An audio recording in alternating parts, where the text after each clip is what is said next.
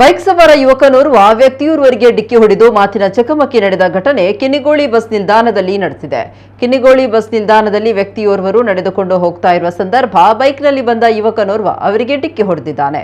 ಈ ಸಂದರ್ಭ ಅವರ ಕೈಯಲ್ಲಿದ್ದಂತಹ ಮೊಬೈಲ್ ಬಿದ್ದಿದೆ. ಈ ವೇಳೆ ಬೈಕ್ ಸವಾರರಿಗೆ ಪಾದಚಾರಿ ವ್ಯಕ್ತಿ ನಿಧಾನವಾಗಿ ಸಂಚರಿಸುವಂತೆ ಹೇಳಿದ್ದಾರೆ. ಅಷ್ಟಕ್ಕೆ ಯುವಕ ಪಾದಚಾರಿ ವ್ಯಕ್ತಿಯ ಮೇಲೆ ಹಲ್ಲೆ ಮಾಡಿದ್ದಾನೆ. ತಕ್ಷಣ ಅಲ್ಲಿ ಜನ ಜಮಾಯಿಸಿದ್ದು ಮಾತಿನ ಚಕಮಕಿ ನಡೆದಿದೆ. ಮುಲ್ಕಿ ಪೊಲೀಸರು ಘಟನಾ ಸ್ಥಳಕ್ಕೆ ಭೇಟಿ ನೀಡಿದ್ದು ಯುವಕನನ್ನ ವಶಕ್ಕೆ ಪಡೆದುಕೊಂಡಿದ್ದಾರೆ.